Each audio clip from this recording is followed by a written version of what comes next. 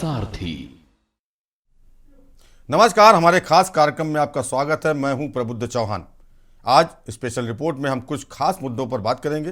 वो चाहे मुंबई में एमवीए के हल्ला बोल का मामला हो या देश में पठान फिल्म को लेकर सड़क पर हो रहे प्रदर्शन।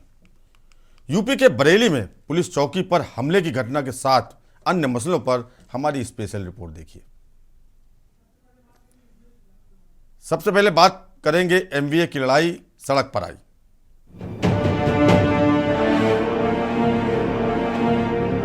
वेळेला या मोर्चाची घोषणा केली तेव्हा मला काही जणांनी विचारलं की तुम्ही एवढं चालणार का।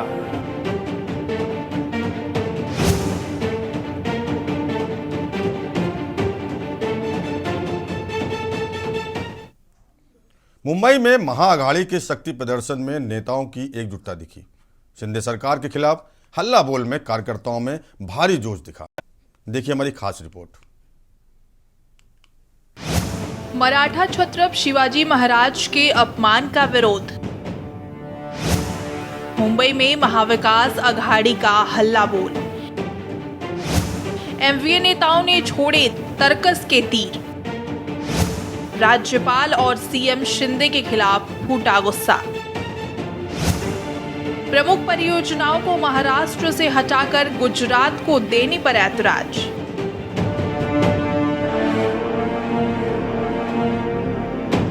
वेळेला या मोर्चाची घोषणा केली तेव्हा मला काही जणांनी विचारलं की तुम्ही एवढं चालणार का। पिछले महीने राज्यपाल कोश्यारी ने एक सार्वजनिक समारोह में मराठा साम्राज्य के संस्थापक शिवाजी महाराज को पुराने समय का आदर्श करार देकर विवाद खड़ा कर दिया था, जिसको लेकर महाराष्ट्र के मुख्यमंत्री एकनाथ शिंदे और राज्यपाल भगत सिंह कोश्यारी के खिलाफ महाविकास अघाड़ी ने हल्ला बोल दिया। छत्रपति शिवाजी महाराज पर राज्यपाल कोश्यारी के विवादित बयान के खिलाफ एमवीए के बड़े नेताओं कार्यकर्ताओं ने शनिवार को विरोध मार्च निकाला। इस दौरान सैकड़ों की संख्या में कार्यकर्ता सड़क पर उतरे। एनसीपी सुप्रीमो शरद पवार, महाराष्ट्र के पूर्व मुख्यमंत्री और शिवसेना के प्रमुख उद्धव ठाकरे और रागपा नेता अजित पवार ने प्रदर्शन में हिस्सा लिया और अपना विरोध जाहिर करते हुए तीखे हमले किए की आपापल्या घरी जाताना शांततेने जावा। गावा बाहेर न आलेला असेल, गाडीने आला असेल, बसने आलेला असेल तर अतिशय शांतपणे जावा। कुठेही शांततेचा भंग होणार नाही। जी महाराष्ट्राची संस्कृती आहे, जी परंपरा आहे, जो शिवाजी महाराजांनी आदर्श आपल्या पुढे ठेवलेला आहे, त्या आदर्शाचं पालन करून प्रत्येकाने शांततेच्या मार्गाने आपापल्या घरी जावं आणि ह्या हल्लाबोल मोर्चाचा एकंदरीत सांगता व्यवस्थितपणे करावी हीच विनंती करतो। राष्ट्रगीताने या हल्लाबोल मोर्चाची सांगता होईल। दादा, सर्वांनी राष्ट्रगीतासाठी शांतपणे उभे राहा।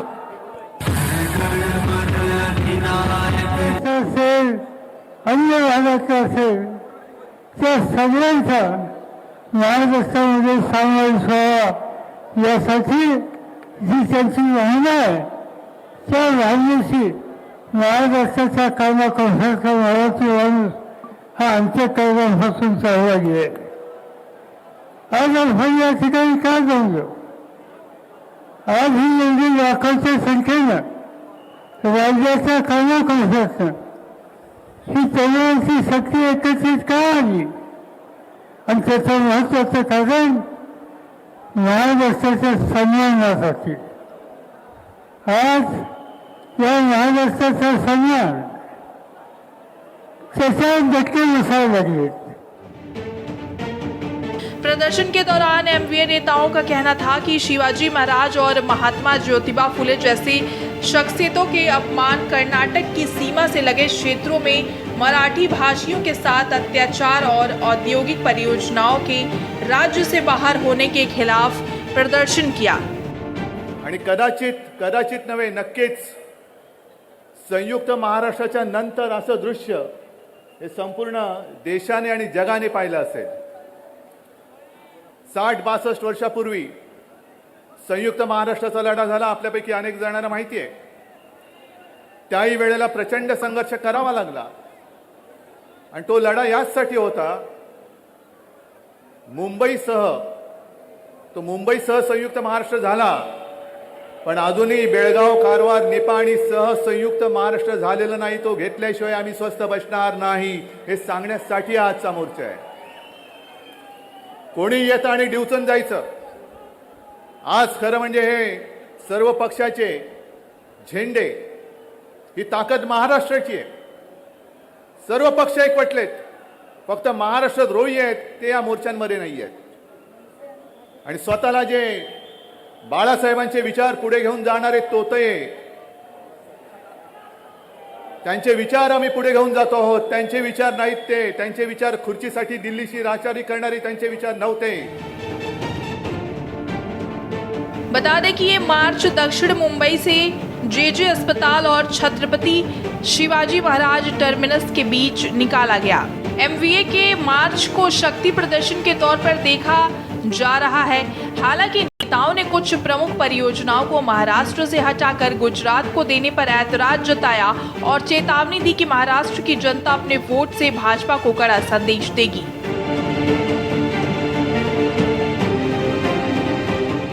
जो रखा था, जिसमें कांग्रेस, शिवसेना,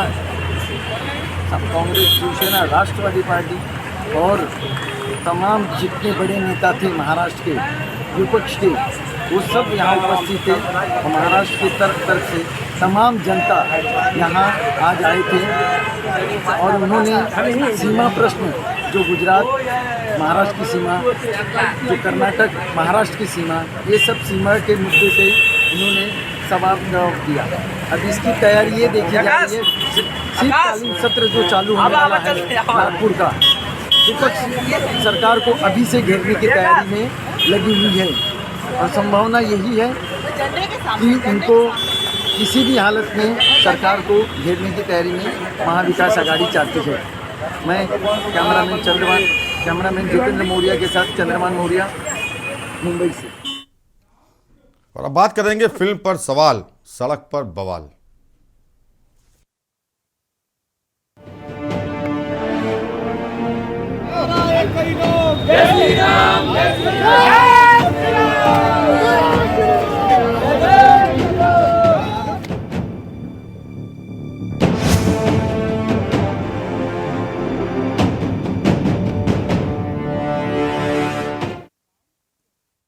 पठान को लेकर हिंदूवादी संगठनों के तेवर चढ़े हुए हैं. देश भर में फिल्म का विरोध जारी है. वहीं साधु संत एकजुटता के साथ शाहरुख खान और दीपिका पादुकोण के खिलाफ गुस्सा जाहिर कर रहे हैं. देखिए खास रिपोर्ट.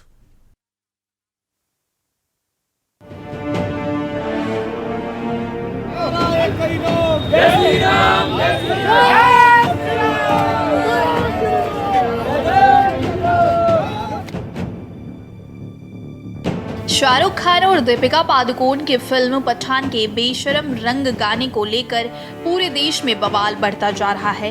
इस गाने में भगवा वस्त्र पहने गए हैं जिसका विरोध हो रहा है. भगवा वस्त्र के अपमान को लेकर साधु संत भड़क गए हैं. बता दें कि साधु संत शाहरुख खान को हिंदू विरोधी बता रहे हैं. अखिल भारतीय अखाड़ा परिषद के अध्यक्ष महेंद्र रविंद्रपुरी महामंडलेश्वर, निरंजनी अखाड़ा ललितानंद गिरी और प्रदेश अध्यक्ष अखिल भारतीय संत समिति जसविंदर सिंह ने हरिद्वार में फिल्म के खिलाफ मोर्चा खोल दिया है. उन्होंने कहा कि शाहरुख खान हमेशा ही हिंदू विरोधी रहे हैं. इनके द्वारा जितनी भी फिल्में बनाई जाती हैं उसमें हिंदुओं का अपमान किया जाता है. हमें बड़ा दुख हुआ. दीपिका पादुकोण जो खुद हिंदू हैं वो इनका साथ दे रही हैं. शाहरुख खान हमारे ऐसे स्टार है कि जो हमेशा हिंदुओं के विरोधी रहे हैं. उन्होंने जो भी फिल्म बनाई, उनका जो भी काम है, वो जो भारत के हिंदू है उनके विरोध में ही वो काम करते हैं. लेकिन हमें इसमें दिक्कत ये हुई है, जो दीपिका पादुकोण है वो हिंदू होकर के इनका साथ देती है, अच्छी बात नहीं है. इसीलिए हमने इस फिल्म का विरोध किया है, क्योंकि उसमें जो फिल्म में जो है भगवा रंग को दिखाया गया है. भगवा रंग में वो अश्लील हरकतें हो रही है, गाना हो रहा है, और गाना भी उस समय उनका जो इतना गंदा दिखाया जा रहा है, बहुत ही मतलब बुरा है. इसलिए इसका हमने विरोध किया हुआ है. जो सेंसर बोर्ड है इसके ऊपर एक्शन लेगा. अगर नहीं लेगा उसके बाद फिर हम लोग जो इनका पुरजोर विरोध हम करेंगे. पूरे भारत में इसका विरोध होगा. जो भी ये फिल्म है ये मनोरंजन के लिए होता है, लेकिन ये आध्यात्मिक उस पे और ये भगवा कपड़ा पहने हुए जो उसमें गाना गा रहे हैं, ये गलत है. ऐसा होना नहीं चाहिए. ये हमारे हिंदू धर्म के बहुत खिलाफ है। और एक जो लोग हमारे धर्म के खिलाफ हैं वो लोग हमारे धर्म का मजाक उड़ाते हैं। सभी जितने भी अदाकार हैं उनको हम प्रार्थना करते हैं कि किसी भी धर्म के खिलाफ, किसी भी वेह के खिलाफ, किसी भी विचारधारा के खिलाफ आप जो है आपत्तिजनक ऐसी अश्लील वीडियो तैयार करके ऐसा गाना जिस प्रकार के जो सीन्स है वो दायर ना करें और जिससे जो है लोगों की जो भावनाएं हैं वो भटके। इसलिए सभी के साथ सदाचार बना करके रखना चाहिए। इस प्रकार का कोई भी एपिसोड, इस प्रकार का कोई भी जो है सीन नहीं होना चाहिए जिससे कि लोगों का जो है मनोबल और लोगों की भावनाएं आहत हों।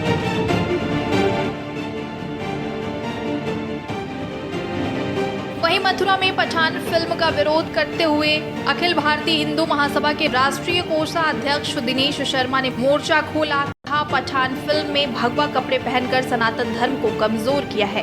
अभिनेत्री द्वारा भगवा कलर की बिकनी पहनकर नाचना अशोभनीय है। सनातन धर्म के विरोधी ऐसी फिल्में न बनाएं, इससे समाज पर बुरा असर पड़ता है। खान की आने वाली पठान फिल्म में भगवा कलर पहनकर जो बिकनी में अर्धनग्न डांस हुआ है, दीपिका पादुकोण ने किया है, वो बहुत ही चिंता का विषय है। हिंदू महासभा की राष्ट्रीय अध्यक्ष आदरणीय राशि बोस चौधरी ने सभी 735 जिलाध्यक्षों को निर्देशित किया है कि जिस जिले में यह फिल्म चले इस फिल्म का पूरा विरोध करेंगे। जब तक इस फिल्म में से ये भगवा कलर की बिकनी डांस नहीं हटेगा तब तक हिंदू महासभा इस फिल्म को नहीं चलने देगी, क्योंकि ये कलर साधु संतों का कलर है। भगवा कलर अंग बस सिलवाने के लिए नहीं है, भगवा कलर सनातन धर्म की पहचान है और हिंदू महासभा इस पठान फिल्म का विरोध करता है, कड़े शब्दों में निंदा करता है।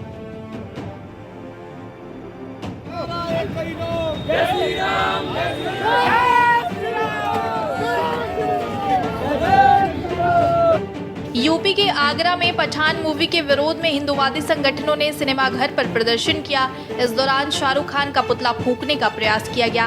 पुलिस ने प्रदर्शनकारियों से पुतला छीन लिया, जिसको लेकर पुलिस और हिंदुवादियों के बीच तीखी झड़प हुई। पठान फिल्म के विरोध में जिस तरह से कुछ संगठन तेवर दिखा रहे हैं, उससे नहीं लगता कि विरोध के स्वर हाल फिलहाल शांत होंगे। स्पेशल डेस्क के न्यूज इंडिया।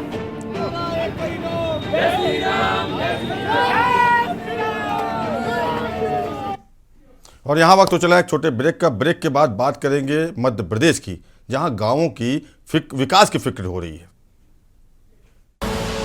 आप देख रहे हैं के न्यूज, खबरों का सारथी।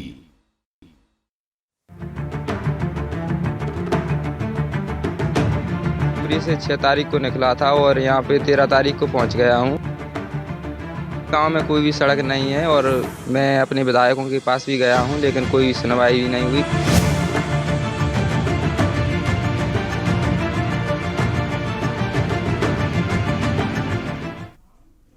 ब्रेक के बाद आपका स्वागत है। मध्य प्रदेश की शिवराज सरकार भले ही विकास की गंगा बहाने की बात करती हो, लेकिन सूबे में कई ऐसे गांव हैं जहां बुनियादी सुविधाओं का अभाव है। यही वजह है कि एक फरियादी को नंगे पांव राजधानी भोपाल की दौड़ लगानी पड़ी। देखिए खास रिपोर्ट।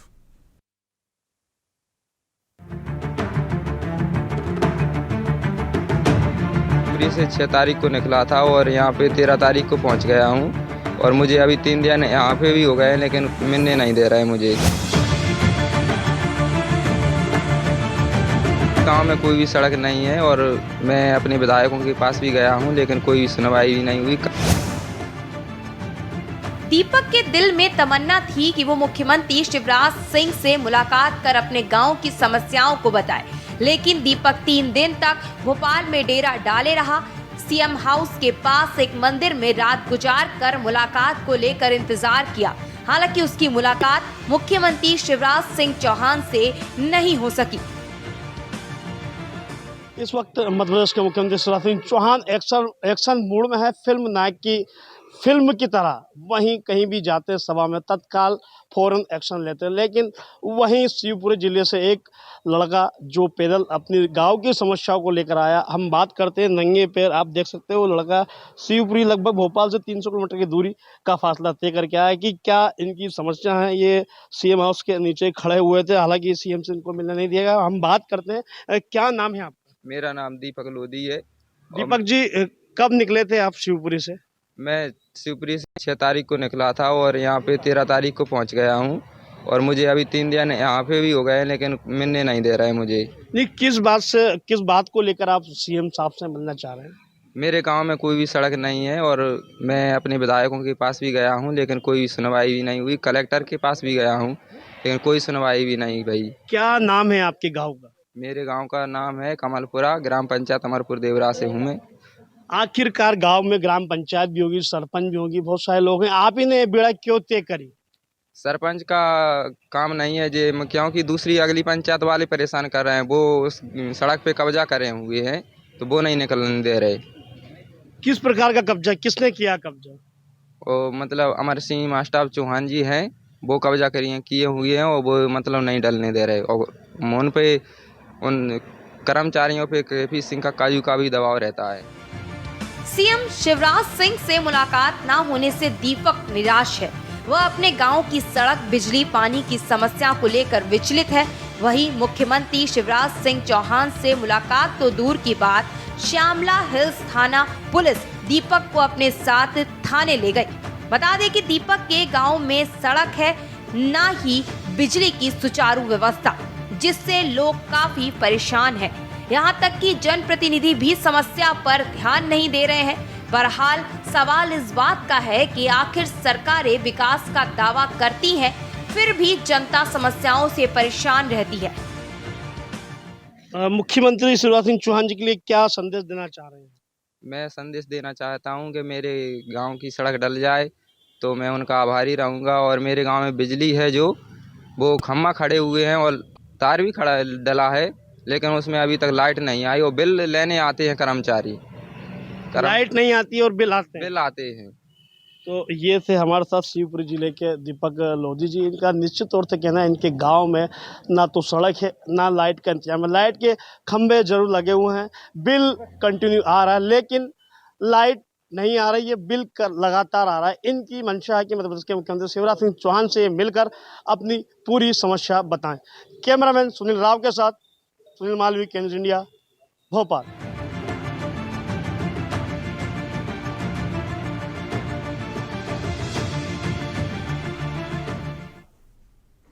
रसूख बना जुमला पुलिस पर हमला। जी हां, यूपी की पुलिस पर लगातार बट्टा लग रहा है। दिखाएंगे ब्रेक के बाद। आप देख रहे हैं के न्यूज, खबरों का सारथी।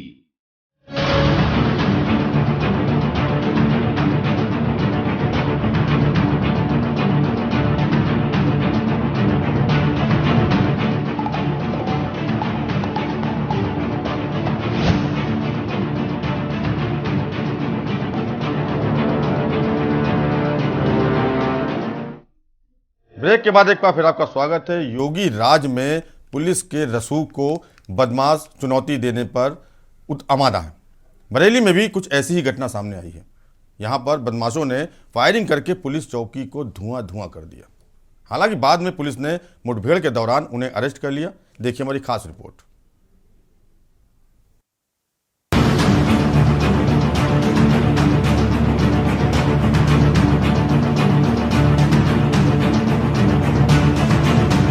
यूपी की योगी आदित्यनाथ सरकार भले ही अपराधियों पर शिकंजा कसे जाने का दावा करती हो, लेकिन बदमाशों के हौसले शिकस्त पड़ते नहीं दिख रहे हैं। बरेली में बदमाशों का दुस्साहस देखिए कि वो पुलिस चौकी में घुस जाते हैं और फायरिंग कर सिपाही को घायल करने के बाद फरार होने में सफल हो जाते हैं। हालांकि ये बात अलग है कि पुलिस ने मुठभेड़ के दौरान बाद में बदमाशों को गिरफ्तार करने में कामयाबी हासिल की है।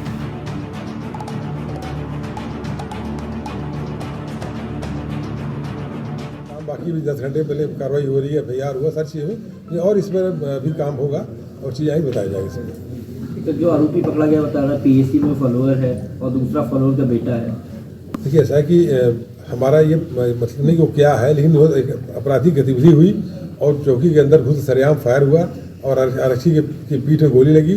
और ये इस तरह दुस्साहसी कार्य कोई व्यक्ति है कहीं भी तैनात हो, कुछ भी हो, तो हम तो उसका अपराधी है और अपराधी के खिलाफ कार्रवाई हो रही है। अभी तो पूछताछ बताया, अभी तो अभी घटना रात की है, अभी 24 घंटे भी नहीं बीता, अभी शाम का 4 बज रहा है, तो अभी इस पर होगी सारी कार्रवाई, पूछताछ में आएगी और आगे हम लोग इस पर रिमांड में लेंगे, इसे पूछताछ करेंगे, फिर आपको बताएंगे। चलिए अब हम घटना विस्तार से बताते हैं। दरअसल शुक्रवार देर शाम पुलिस के रसूख को बदमाशों ने खुली चुनौती दी। बता दें कि बरेली के थाना कैंट क्षेत्र की नकटिया पुलिस चौकी पर बदमाशों ने चौकी के अंदर घुसकर फायरिंग कर दी और फायरिंग में विशाल नाम का सिपाही घायल हो गया। बदमाशों की इस वारदात के बाद बरेली पुलिस महकमे में हड़कंप मच गया और एसएसपी, एसपी सिटी, सीओ और भारी पुलिस बल मुस्तैद हो गया।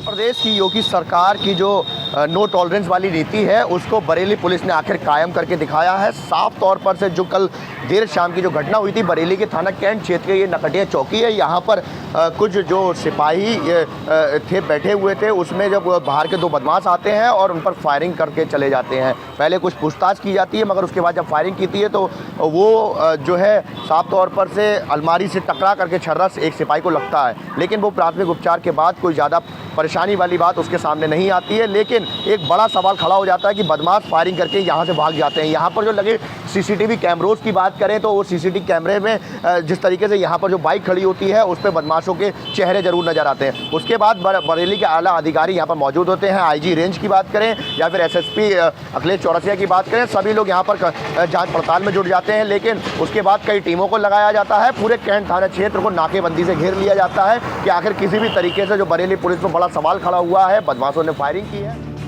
एसएसपी सीसीटीवी फुटेज खंगालने लगी और पुलिस टीमें पूरे कैंट थाना क्षेत्र में नाकेबंदी कर सर्च अभियान शुरू करा दिया, जिसके बाद आईजी रेंज बरेली ने भी पुलिस चौकी पहुंचकर मौके का जायजा लिया।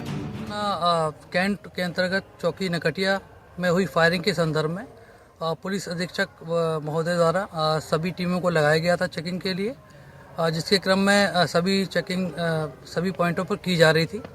चौकी इंचार्ज नकटिया को जब जो सेक्टर 3 पर चेकिंग करा रहे थे, 2 बाइक सवार आते हुए दिखे। जब रोकने का प्रयास किया गया, उन्होंने तेजी से बाइक पालपुर कमारपुर होते हुए फरीदपुर रोड से क्यारा मोड़ की तरफ जाने के लिए भगाई।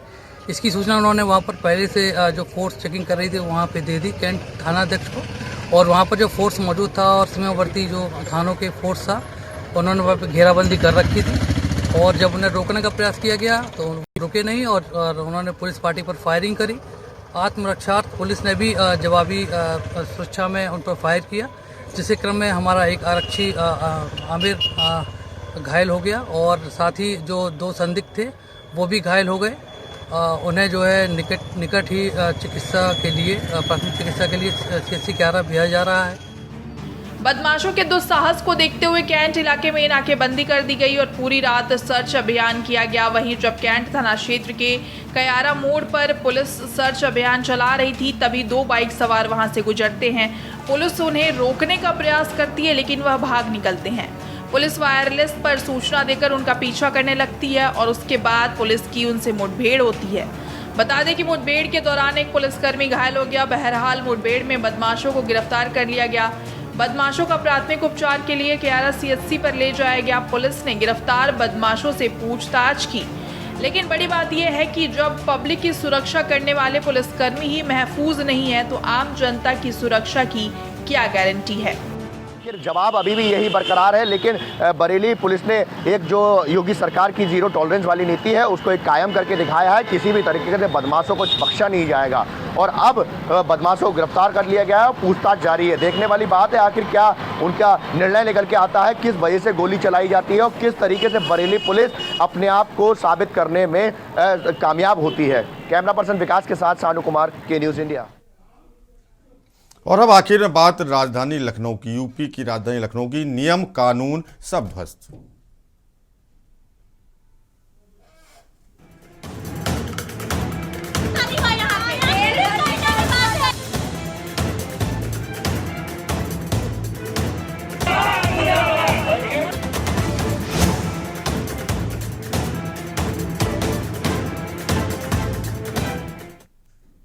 लखनऊ हाईकोर्ट के आदेश पर तोड़ी जा रही याजदान बिल्डिंग में हादसा हो गया, जिससे मलबे में मजदूर दब गए।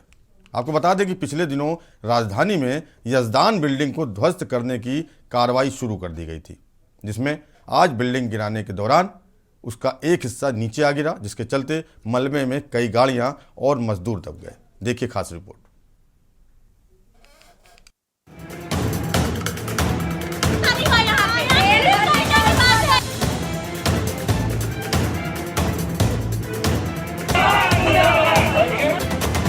राजधानी लखनऊ के हजरतगंज स्थित यजदान अपार्टमेंट को गिराते समय हादसा हो गया।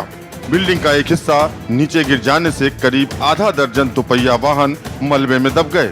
खबर मिली है कि मजदूर भी मलबे के नीचे दबे हुए हैं। हालांकि इसकी आधिकारिक पुष्टि नहीं हुई है। बताया जा रहा है कि हादसे के बाद एलडीए टीम और ठेकेदार मौके से भाग गए। ऐशबाग धोबी घाट पर बाबा का बुलडोजर सूचना मिलते ही क्षेत्रवासी पहुंचे और चौराहा जाम किया। इस दौरान जनता में आक्रोश देखा गया।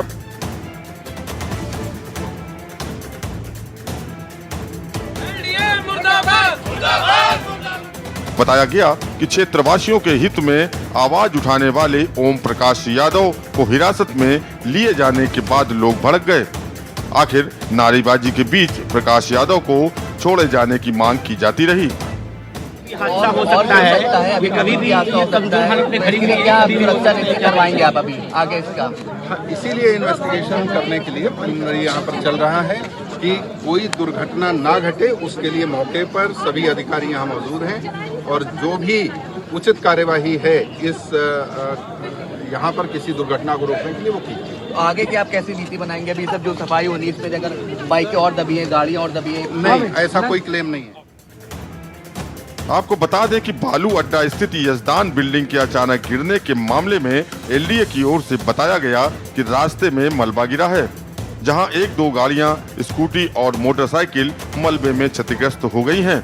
ऐसे में जिस किसी का भी नुकसान हुआ है उन सभी को मुआवजा दिया जाएगा। फिलहाल मामले की जांच पड़ताल होगी। ऐसे में जो भी दोषी होगा उसके खिलाफ सख्त कार्रवाई होगी। दरअसल पिछले दिनों राजधानी लखनऊ में यजदान बिल्डिंग को ध्वस्त करने की कार्रवाई शुरू कर दी गई थी।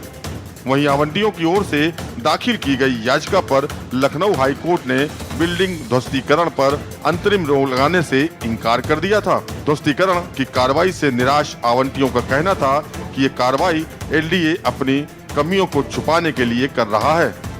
स्पेशल डेस्क के न्यूज इंडिया।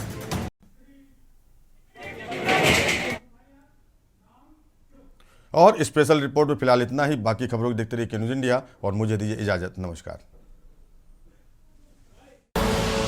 आप देख रहे हैं के न्यूज।